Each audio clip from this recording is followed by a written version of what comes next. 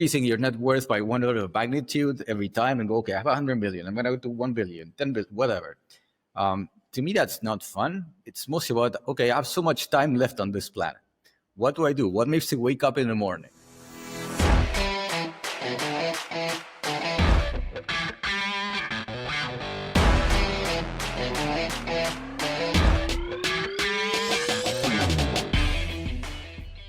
Welcome back to Born to Unicorn. Today's guest is someone who's been through it all, from building startups in Latin America and Silicon Valley to selling a company to LinkedIn and advising the next generation of tech founders, including myself. My guest is Diego Bash, a serial entrepreneur, technologist, and investor. He was the founder of IndexTank, a real-time search engine that was acquired by LinkedIn, where he later served as an engineer leader.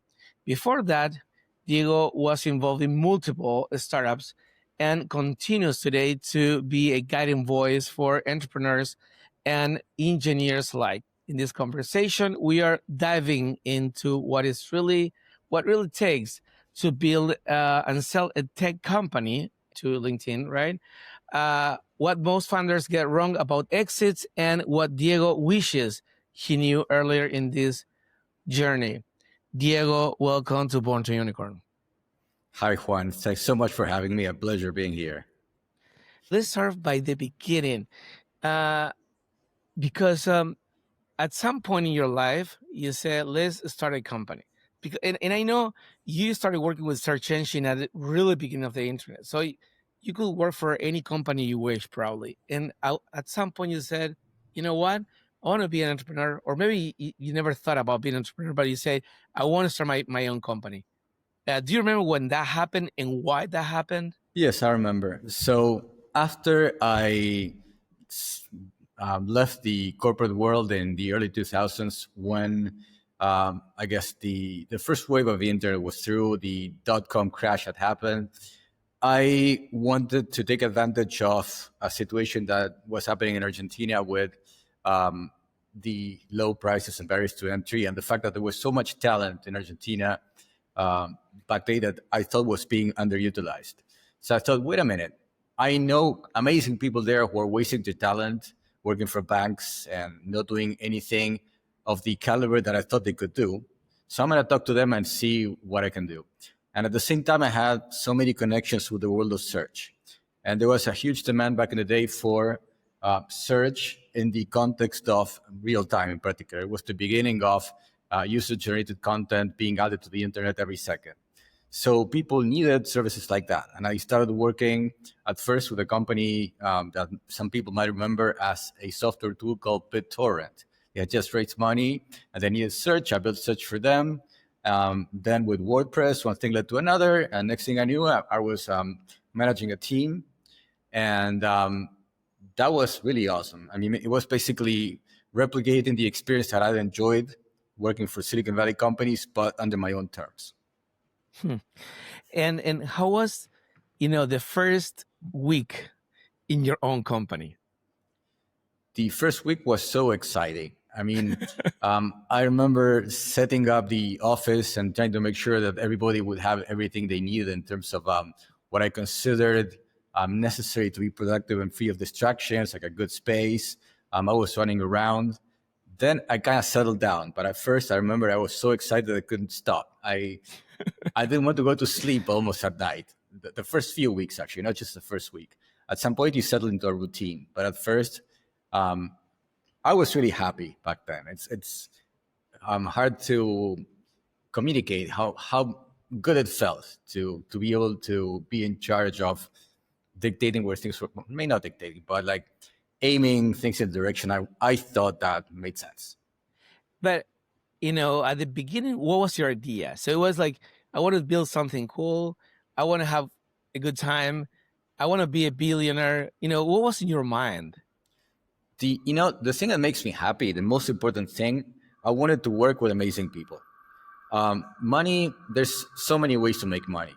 I don't think money is the main motivation for most people who end up accomplishing anything of note in the world. I think it's mostly there's something that fires you that you want to do. I wanted to build cool technology with amazing people.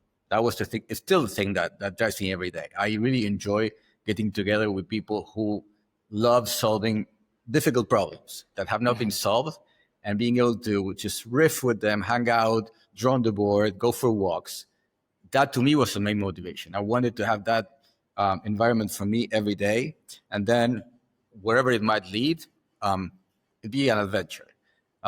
And but money was never really the main driver to me. Like being a billionaire to me doesn't. I'm not a very consumeristic person, so that doesn't really drive me. It's more about you have one life, and what do you do? Like at some point, yeah, you can keep making money and playing the money game and becoming increasing your net worth by one order of magnitude every time and go, okay, I have 100 million. I'm going to go to 1 billion, 10 billion, whatever. To me, that's not fun. It's mostly about, okay, I have so much time left on this planet. What do I do? What makes me wake up in the morning? And it's interesting because when you started with this company, you wanted to be like something. The idea was doing something cool. I remember being in your office, and it was, that energy was there. I remember you was building something like cutting edge at that time, and you was in Buenos Aires working for some of the biggest companies in the US, in California. And how did that happen? I mean, like being sitting in Buenos Aires and say, I will approach, these big companies and say, you know what, you're in Silicon Valley, you're in California. I'm a guy in Buenos Aires. I will sell you something that nobody else can sell you here in the US, in California. That's tough, right? Well, I had a bit of an unfair advantage. So on one hand, I want to say you can just do things. I mean, if you go talk to anyone with the right message, people are willing to listen, especially in Silicon Valley. Like people are much easier to approach than you would imagine if you hadn't been there. But I had been there.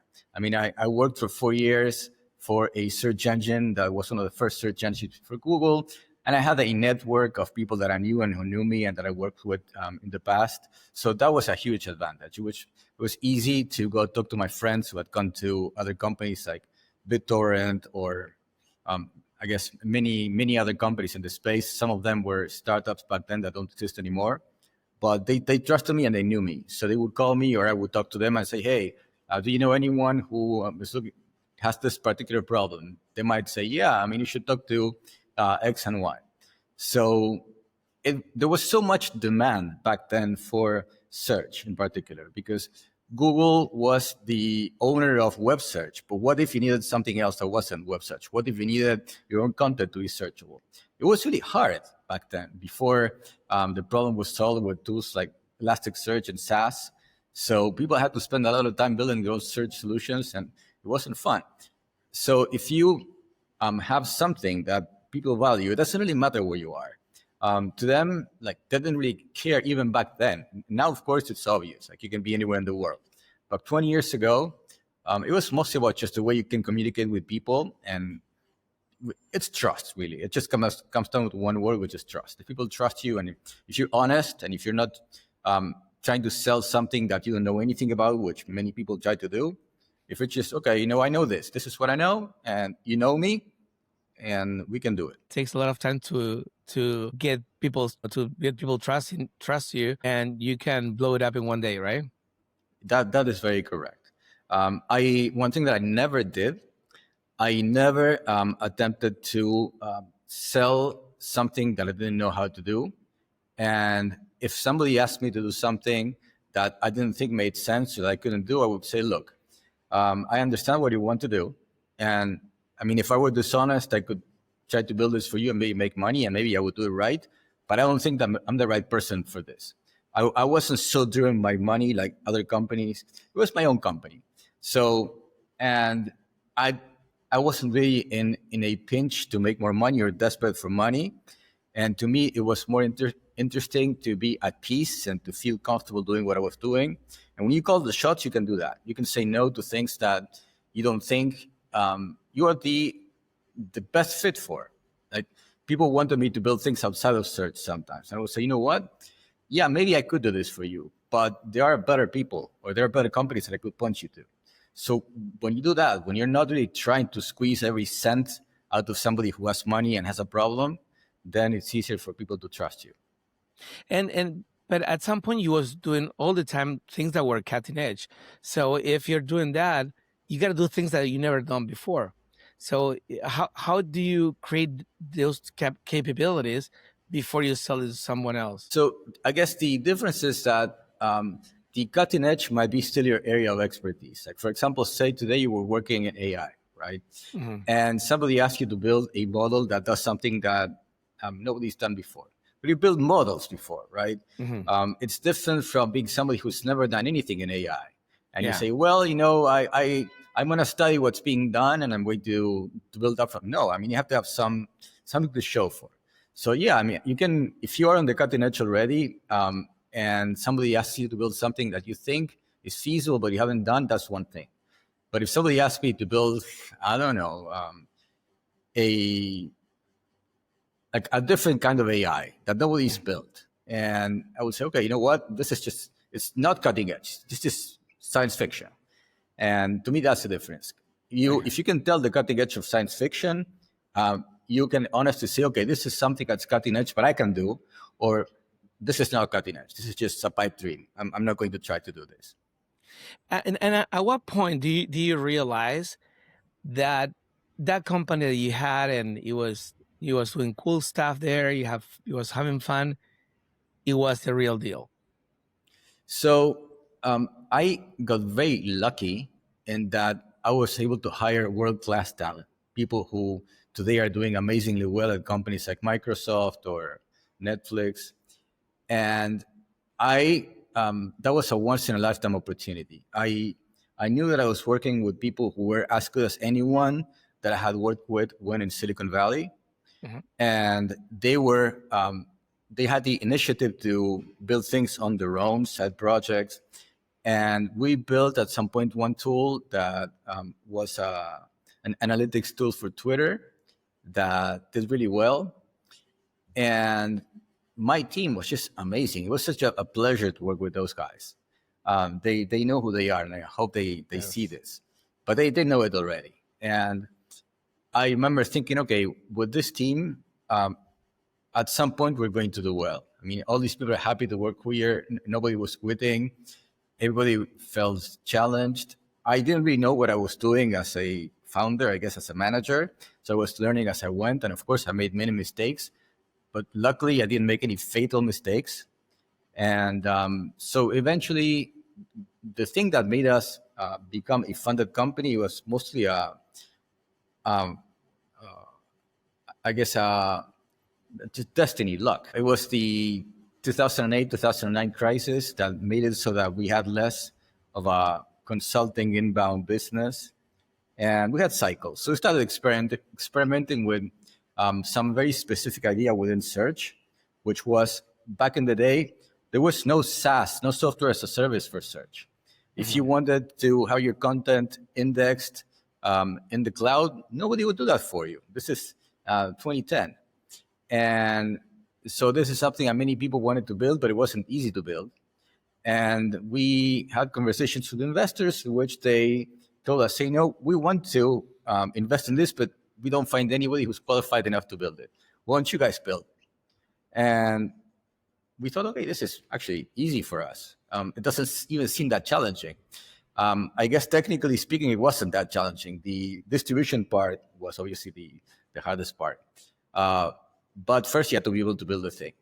And once we built it and people liked it, okay, I knew we were off to the races. When was the first time that the idea of selling the company came to your mind? Because when you're building something that you like, there's always this idea: if should I keep the company, grow it more? Should I sell it? Should I do an APO? So, when do you remember when that happened? You start like ideating. What's the next step? So this is a really great question. I like that you asked this question because I think, um, you know, it may be tempting if you're a founder to start thinking about selling your company. To me, that wasn't something I was in the cards. I wasn't thinking of selling the company. And when you have a company that's generating some buzz and doing well in the tech space, you start getting interest from the corporate development divisions of bigger companies that need to grow. And most of the time, it's a distraction, right? Somebody calls you from company A, company B, and they tell you that they're interested in acquiring you, and they're just wanting to see, they're testing the waters to see if you're ready to give up. But you're not really thinking of selling a company at that point when you're doing well. At least I wasn't. I was excited that I was doing something that was fun. It was exhausting. I mean, I was tired, and it's something that crosses your mind, but you don't do anything about it. You think, okay, it would be nice if somebody acquired me, but you don't actively try to sell your company when you're doing well. That's something that happens, I suppose, when you're struggling. As an investor, I've seen companies that they're not doing well anymore, and they're trying to think, okay, how can I do right by my investors? Let's look for a buyer. When a company is doing well, you're not looking for an exit. You just build it. And it so happened that one of these companies had talked to us. They were actually really interested in us. It wasn't just a fishing expedition to see if they could get like a good deal for a company that was struggling. They were trying to build the exact same thing that we were building, but because they were a huge company, they couldn't move as fast. So at some point, they did the math in their heads and went, okay, how much time have we spent trying to build this thing ourselves? And in the meantime, look at how far these guys have gone. So they came to us and they started talking to us about the idea of an acquisition. But it wasn't initiated by us in any way. It was something that to me was completely surprising. And if they hadn't come and been serious, maybe I would be running a company today. Maybe I don't know. I would have lasted for many more years. It didn't seem like there's always the counterfactual, right, of what could have happened.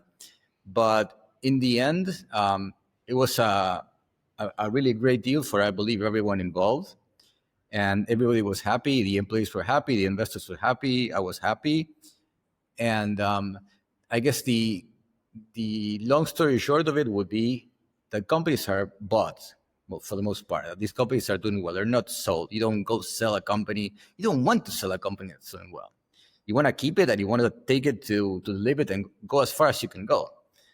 So if you see a company that's looking for an exit, that's usually a sign that something is not going as well as it could be going. That's a really, really good point, because you see all the time people trying to sell the companies, or even when companies are looking for an investor, and they are like not asking questions, like, okay, you're looking for an investor, you don't care who's going to be the investor, you just want the money. If you're not defending your project, that's a red flag, right? Mm-hmm. Yeah, that's a really good point. In fact, one thing that I tell, I invest once in a while in some cool company, mostly for fun, because I really like being close to founders and be able to help. And one thing that always seems to me interesting is that founders who are looking for investing and for investment, they don't realize they're actually selling an asset to professional investment buyers. So if you're a VC, your job is to buy investments. And it's the same as if you were at home and somebody calls you on the phone and says, hey, I'm from the bank and I want to sell you these bonds. You need to hang up, maybe. You go, okay, I could invest my money any way I want. Why should I buy your particular thing? Explain that to me. That's what you're doing as a founder. You're selling an investment. And of course, you don't see yourself as a salesperson. You see yourself as a builder. So then you go and talk to a VC and go, hey, I'm awesome and my thing is really cool and we're building this amazing technology. That's really not what the investor wants to hear. The investor wants to hear, you have a fund and you're looking for a good return. This fits in your portfolio. At least that's what they want to think. Maybe you don't want to tell them that, but they want to walk away with the idea that, okay, this is a good piece that fits into my portfolio and is something that's going to work towards my objective of creating a return for my investors. So it's a sale. And if you don't see yourself in the role of a salesperson, at least understand that that's what you're doing. You're selling an investment to somebody whose job is to buy investors, and investors, they see that every day. It's like very hard on everything. And I imagine, and this is probably something that nobody really talks about, that is, there is a lot of emotion and, attachment. You're selling your company for all this money, but there are a lot of things happening in your head and your heart, right? Can you tell us a little bit about that? Yeah. So of course, you get very emotional, right? You built a thing that was yours. Then at some point, you were put in a situation in which you let other people into your company, and now it's no longer just yours. You share with your partners and investors and even employees. And at some point, um, it's nice to be the one calling the shots. It's nice to be the one who's steering the ship and going, okay, we're not going to do this, we're going to do that. And so you get put in a situation in which you have different incentives. There's of course, incentive of, okay, somebody really wants what I built. And somebody's willing to pay a substantial amount of money that's going to change many people's lives. And it's going to make my investors happy. But what if, right? What if I keep doing what I'm doing? So there's no right answer. I mean, this is something that if you get lucky and it happens, then it's not an extremely rational decision. I mean, it can't be.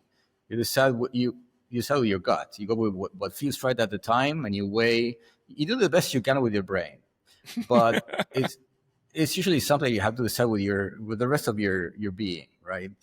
And you only have one life, and you know that if you build one thing, you can build more.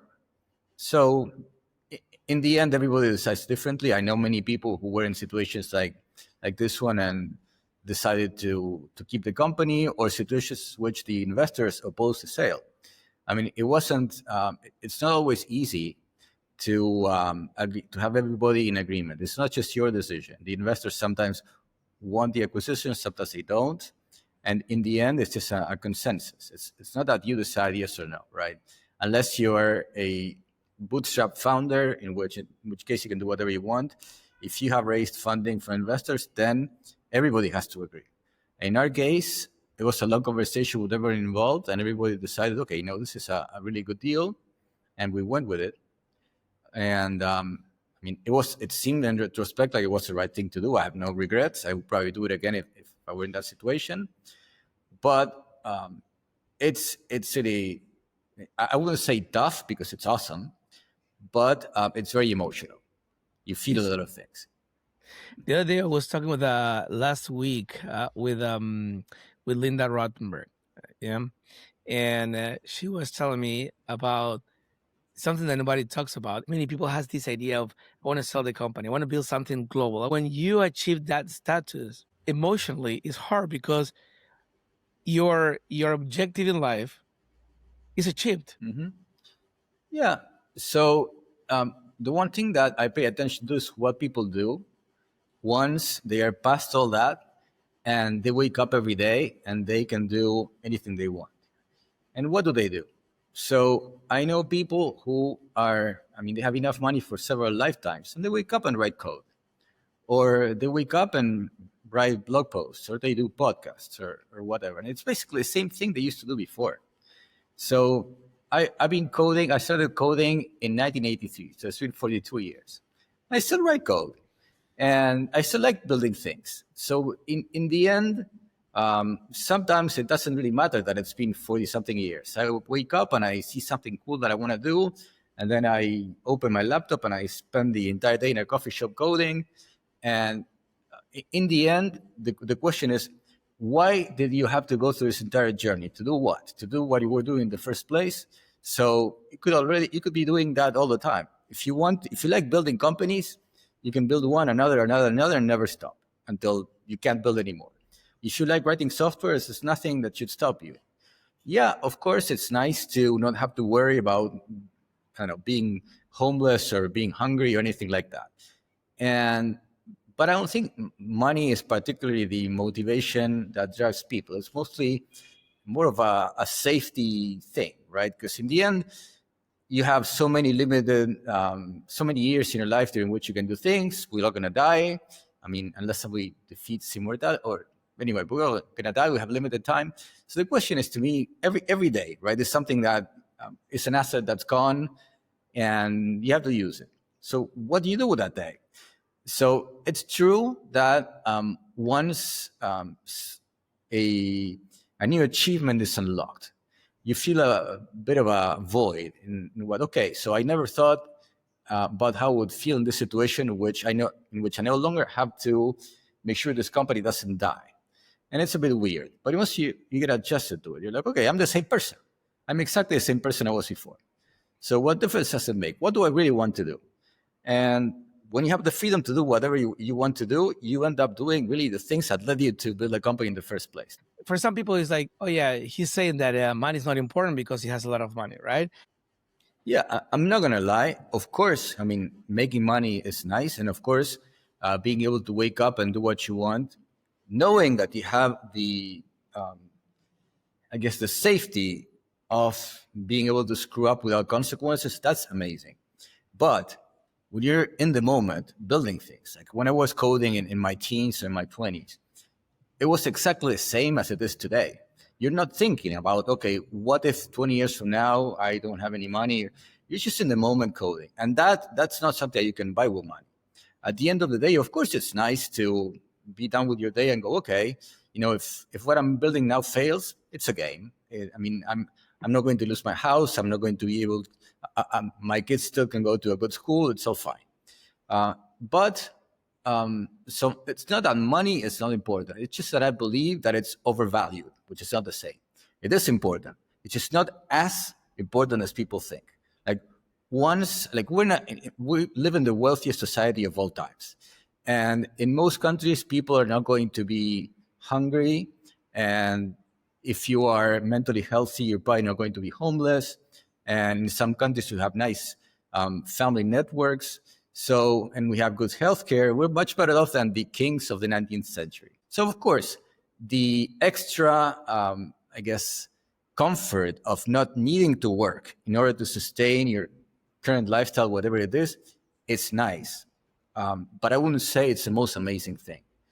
The most amazing thing to me is having the privilege of being able to wake up and be motivated by something. Because if you have money, but you wake up every day and you have nothing to do, and you feel depressed and you feel alienated from people who are building things because they have to, that's not great. Really, the best thing that you can have, if I wish for anyone to have beyond money, is the motivation to wake up every day and feel like you're doing something that matters to at least you and possibly to other people. I love that was a really beautiful phrase. Like, the most important thing is waking up in the morning and being like engaged, being happy of what you're gonna do that day. That's beautiful, and I think people underrate, the importance of that. Yeah, and it's not. You don't even have to be happy. Like you could be like upset or nervous or I don't know, anxious about, but motivated, I guess. Feeling that okay, I have to have this meeting today, and I have to go talk to these people, and I don't need to do any of this. I could, I don't know, tell everybody to whatever, just forget everything, and then go to the mountains and hike for a month and forget the world. I could, but I really want to get this done, and I don't know. I guess if you think about people like Messi, right, who still want to keep playing soccer even though they have accomplished everything. Why? Well, it's the same reason. It's what they love. And yeah, I'm sure it's not fun to wake up at 7 in the morning and train when you're like the most successful soccer player in history. But he's so motivated, right? Some people are like that. If you're lucky that you enjoy doing something that led you to a good situation, the best thing that can happen to anyone is to have that thing, something that even if you don't succeed, at least you wake up and you want to keep trying.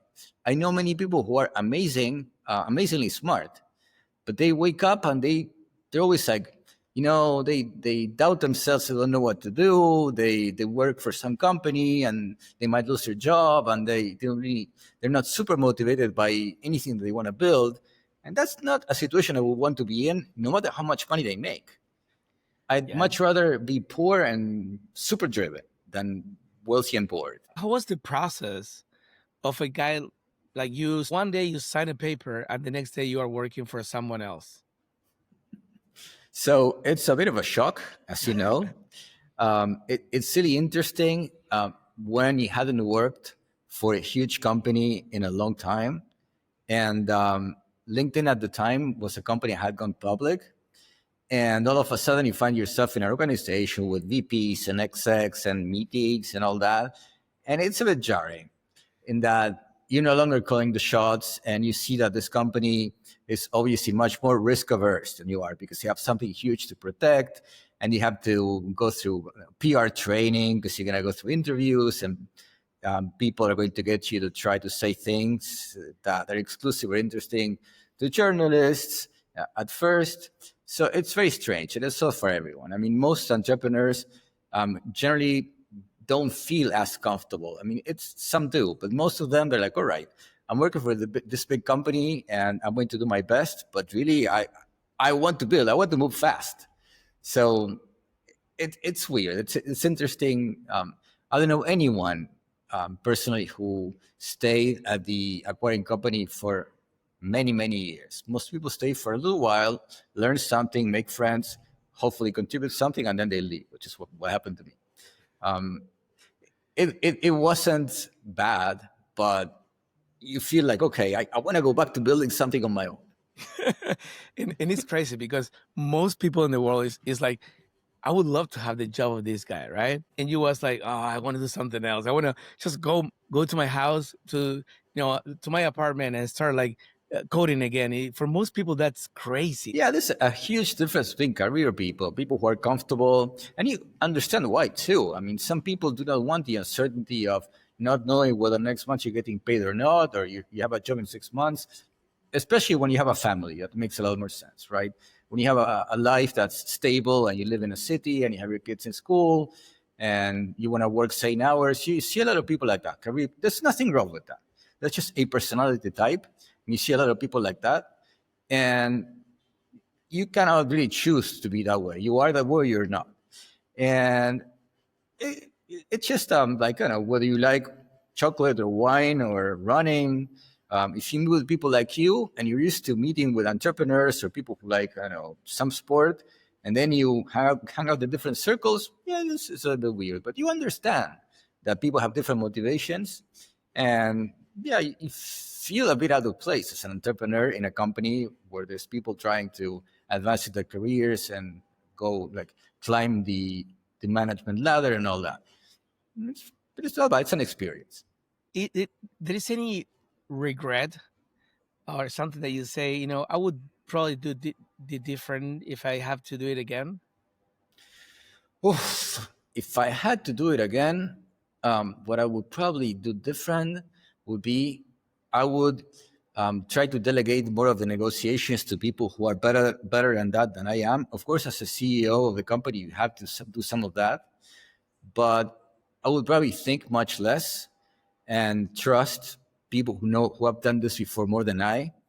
My investors told me many times, okay, the negotiations sometimes are very weird, and now that I've seen more of them, it seems like there's a lot that I stressed about that wasn't really worth stressing about. It was just part of the normal negotiations, and I guess you don't know the first time you sell a company, at least to a sale of that size. I mean, that was my first exit, but it was by far bigger than anything that I've done. So yeah, I mean, it's easier, of course, with Monday's newspaper to, okay, I would be more relaxed and I would take it easier. I hope I could do it. But yeah, I mean, obviously, I would do a lot of things differently if I had to do it again. We are entrepreneurs. We are a little paranoid, right? Yeah. And it's part of the DNA, and it happened to me and to other people as well. When you're negotiating, you're thinking, what's on the, what are they thinking? What are they trying to do, right?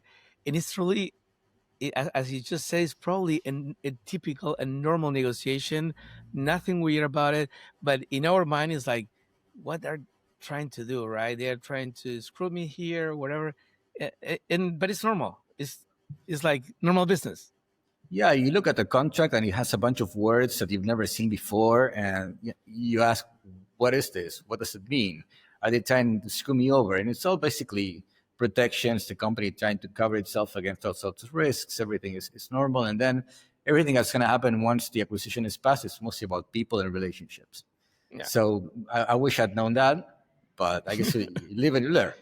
But it's a fantastic advice for many people on the other side of the screen, because the reality is, the percentage of people that has the opportunity to go through the process you went through is small. That's a reality. It's like if you like to play guitar, what are the chances that you're Jimi Hendrix, right? Well, that's a Yeah. small percentage.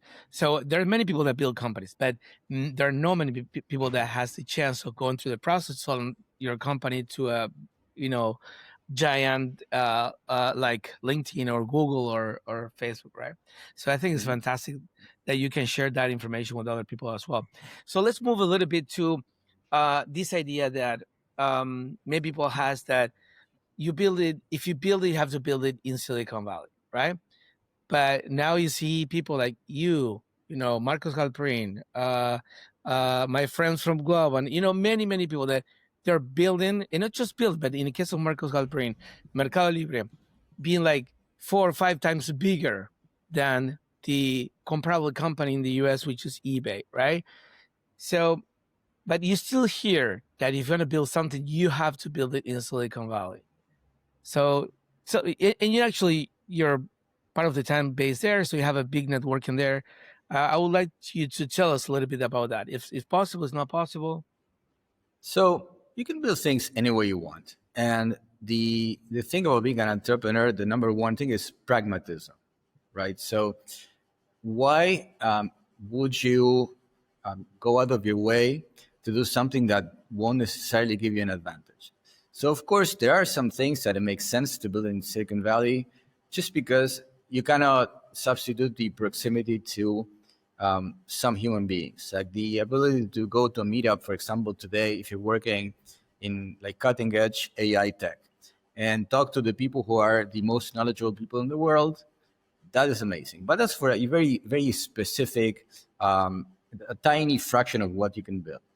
But there's an infinite number of things that you can build in the world today, in every field, in every, I guess, market, sort of technology, even like if you're building anything about um, energy or agriculture, whatever you want, you build it wherever it's convenient, wherever the talent is, wherever your investors are. Um, of, of course, some things are going to be easier to build in Silicon Valley if you're there, but you shouldn't think. I wouldn't think. Okay, I want to build something in Silicon Valley. I would think I want to build something, and then okay. So what do I need? What do I not need? What do I have? Where do I get what I have? And if you are in Brazil, if you are in Spain, you have some advantages that you were not going to find in Silicon Valley. For one, the salaries that you have to pay in Silicon Valley are the highest in the world, especially for developers. So, are you going to get the resources to pay for those people? Why you want to compete in that league? So it's not an obvious question that has one answer. It depends on what you're doing and who you are and why you're doing it. Of course, you don't have to build in Silicon Valley. There's a million counter examples of companies built in other places. The question will be why and when do you want to go to Silicon Valley and build there? That's what I would ask. And what piece of advice would you give to both, like Latin American entrepreneurs trying to get into or expand into the U.S. market, and to U.S. Entrepreneurs trying to expand to Latin America? Oh, that's a good one, and it's really hard. So it's hard to give specific advice, but the main thing about trying to so let's start with the U.S. market. So the thing that makes the U.S. market super interesting is that it has like very clear rules. Unlike many other parts of the world where you know how things work, maybe a government changes and everything is different. So the US is very stable, well known. You can have a roadmap, you can make plans, and it's easier to understand how things work. But it's not obvious to somebody who hasn't grown up in that ecosystem. So I would say if you're trying to enter the US market, it helps to spend some time in the US to see what people do, to see what motivates people, to see how business is conducted in the US, to see what drives people to buy, what drives people to invest. And you have to be able to understand how to communicate to your audience in the US, to investors, to potential customers, to potential partners, it's always about communication, really, and distribution, right? If you're going to try to sell in the US, who do you partner with? Why? What's in it for them? How does the transaction end of things work? And that's really it. You have to be there, put in the hours, and understand the American corporate world. The other way around, I think, is much harder. If you're a US company that's trying to expand to markets that don't necessarily work like the US, I've seen this happen. I've seen people in the US go, okay, now we just need to replicate this and go to some other country. And some of them are a bit naive, I guess. I've seen this happen. They think, okay, I can take my company and take it to Latin America and it's going to work. And in that case, really what you want is you have to find somebody you trust, you really trust, who understands how, say, Brazil or Argentina or Colombia or Mexico work. And you have to give them the right incentive to be aligned with what you're doing and know that it's in their best interest to play in your team and do things that benefit both you and them. Because maybe sometimes the hubris of somebody who operated their life in the US and knows that, there's the rule of law and you kind of get screwed and intellectual property gets respected. It doesn't work that way in every country. I mean, of course, some people, like I know the person that comes to mind is the Uber founder, Travis Kalanick. He was very good at that naturally. Obviously, he had great success all over the world. But he's the exception. Most people are not like him. And most people would really benefit from, I guess, deferring or finding somebody that they trust, really, and who knows how to operate things in every part of the world that's not the US and that works in ways sometimes they can't even imagine. It's interesting. You mentioned several times already, find someone that knows more than you about this, right? First with the idea of negotiating the deal, which is true. And now if you're expanding to a new market, you need to know. And that's totally true. I remember several times here in the US, you hear, now we're going to expand to Brazil. It's this giant market, super scalable. And it's like, I tried twice with two companies to penetrate the Brazilian market, and I fail terribly because it's super complex. It's not easy if you're not Brazilian, right? And nobody really considers that. Yeah, I mean, you can be the smartest person in the world, but there's so many things that you take for granted when you've been operating in an environment, right? You know how everything works, and there's always a temptation to assume that in another place everything is more or less the same with different names. And okay, so there must be the equivalent of, I don't know, this company, the equivalent of that company. And maybe it's not that way. And maybe you learn that too late. So it's really easy to get burned by things like that. Especially, I mean, the thing that's good for people like us who have lived in different places is that you get to see your place of origin from a distance ago. Okay, so this thing that I thought was universal wasn't universal. It was just an idiosyncratic thing of that country. And people who grew up in the U.S. tend to have that blind spot, to not see that there's things in other parts of the world that are completely different from the way we do business in the U.S. And that's kind of hard to understate. So I would say if you have a company that's doing well in the US and you really want to thrive in other parts of the world, find the most successful people in that country that you can find and learn as much as you can from them. And if possible, get them to work for you. And if not, at least take notes and pay a lot of attention and be very, very open to being surprised. That's fantastic. I love it. What role does luck play in entrepreneurship, and how can founders increase their odds? You mentioned luck several times. I've been, doing a lot of, modeling around the, let's say, successful entrepreneur DNA. And the more I do research, the smaller is the weight on luck. But you mentioned luck several times. So let's talk a little bit about that. Well, I You mean, know, this is a metaphor that many people use, right? But the thing that the role that luck plays is to me this: every time that you're building something, you are rolling the dice, and of course, there's some odds are you going to succeed, and some odds that you won't. So, of course, if you keep doing something forever and ever and ever, even when it's clear you're not going anywhere, then you're reducing your chances of rolling the dice. You only have so many times you can roll the dice. So this is I guess, the lore of fail fast and keep doing things. So yeah, I mean, of course, there's luck involved, and the way you can help luck is by, of course, uh, being in a situation in which you can always keep trying and never giving up as long as you feel like you want to keep trying. So in my life, I've tried hundreds of projects. I don't know how many things I've tried. And a few have worked, and many haven't worked. I cannot really say why some haven't worked. Maybe it just wasn't the time. Maybe I didn't do something right. Maybe I missed some chance. But if you keep doing things, if you don't get tired of doing things, and of course, if you get hit by a bus or get sick or if you get lucky enough that nothing really bad happens to you, if you're always in a situation in which you can keep playing the game, if you don't screw up so badly that you're out of the game, right? Mhm. If you can keep playing, then it's just about recognizing when things are going your way and you want to double down, or when things are not working out. Okay, I put like 1 year or 2 years to this company, and it's not really where I would want it to be.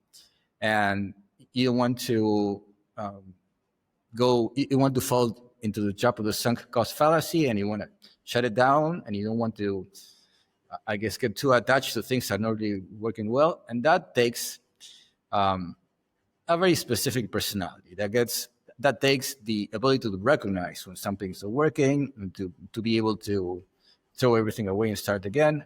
So, it's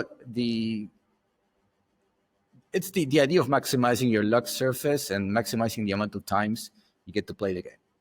And yeah, of course, it's luck. Just do the best you can and don't give up and keep trying. You talk about luck in parallel. You talk about working endless hours, doing something that is never been done before. You was really advanced, working with fantastic people. So all those variables are definitely not luck. It's just you've been doing the right things over and over again. And what you just said is true. Is if you keep doing it, at some point your chances goes up, right? Yeah, I mean, so luck is a strange word, right? It's hard to define what luck really is. But let's talk about more about randomness, right? You are who you are, and that cannot be changed. You were dealt some cards in life, and some cards are good, some cards are not good, and then there's a bunch of stuff that you can't control. So to me, the question is, well, okay, so there's a bunch of stuff that I can't control. If you keep thinking about the things you can't control, that's just pointless, right? There could be a war tomorrow, and I could get sick. There's no point in thinking about things that you can't do anything about. It's like, okay, what can I do to not get sick? I can work out, I can eat healthy, and I can still get sick, but at least I'm making my odds better. So the question is so much about luck, but about what you can do to do the best, make the best odds for yourself, right? That's what it is. Of course, you have to work, and then you may still get unlucky, but there's nothing there's no point even thinking about that because you can't control it. Just be analytical, in my opinion, and try to understand what makes for better odds, I guess, better expected value. I love that. I love that you're saying that. Now we're getting into the last part of the interview is the rapid fire. Are you ready for that? Ready? Okay, let's Shoot. go for it. So, one mistake every founder should avoid. One mistake every founder should avoid. So do not raise money unless you have no choice. I mean, raising money seems like it's awesome, but it's also something that severely limits what you can do.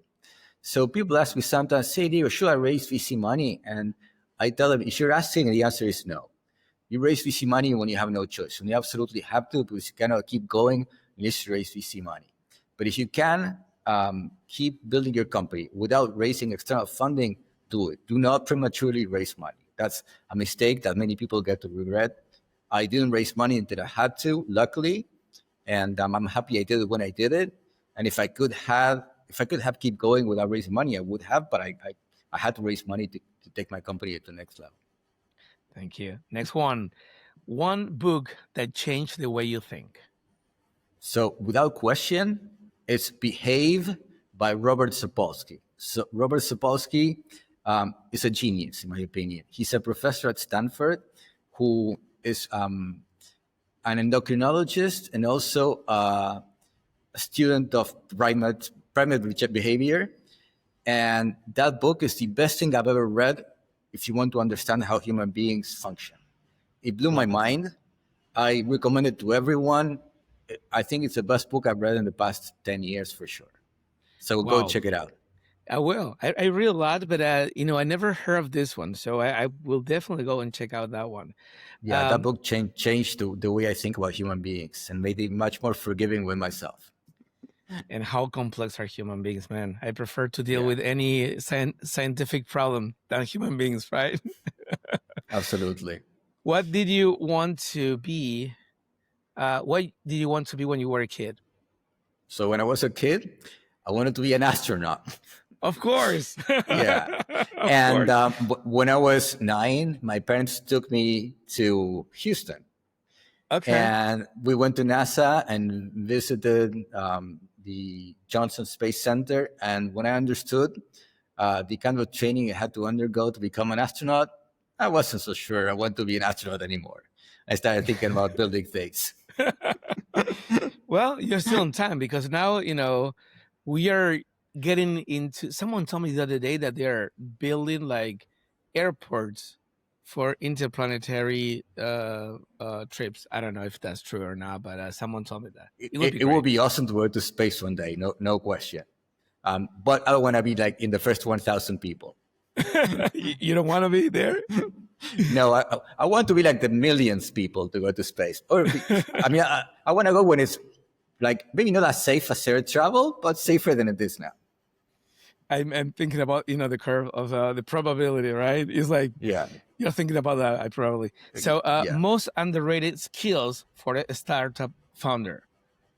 So I think today the startup game has changed significantly from the way it used to be back 20 years ago, when building things was the most important skill that you had to have.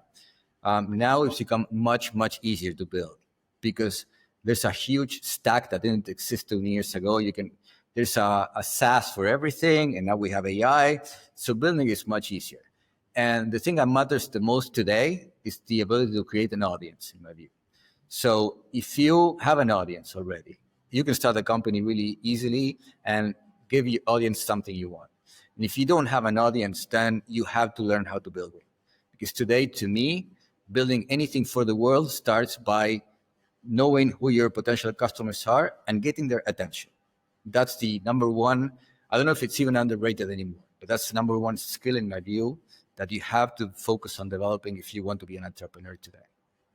And we get back to the idea of understanding human behavior, which is extremely complex, right? Precisely, yeah. And I still don't, but I'm trying. If you have the opportunity to have dinner with someone, dead or alive, anybody, who would that person be, and why? So many people come to mind. I mean, the obvious one for an entrepreneur will be Steve Jobs, I guess, because it will be fun. But who would be amazing? Specifically today, I was thinking this morning, now that Tesla has the robotaxi fleet and they're competing with Waymo, I was thinking Henry Ford. Imagine having dinner with Henry Ford and being able to discuss what's happened in the past 100 years and to see what his reaction is to what cars have become and the fact that cars are now autonomous, like horses back in the day. Because he said, people want a better horse. And I gave them this thing that they have to control themselves, and it's better than a horse. Okay, now we're back to a thing that controls itself in a way. It's like an autonomous, it's basically a horse that can go wherever you want. What would he think? Imagine. I think it's fantastic as a movie idea, Diego. Right? Yeah. You got to go there. You're close to Los Angeles, right? You go there and then present, that's as a movie idea. Fantastic. As always, it's not just fun having a conversation with you, but you're so insightful. I really enjoy my time talking with you. I learned a lot. Thanks for being open to share your knowledge. Diego, thank you very much for being on Born to Unicorn. Thanks so much for having me, Juan. This was really, really fun. And glad to talk again anytime. This was really awesome. I really enjoyed it. Thank you very much, Diego. Bye-bye. Bye.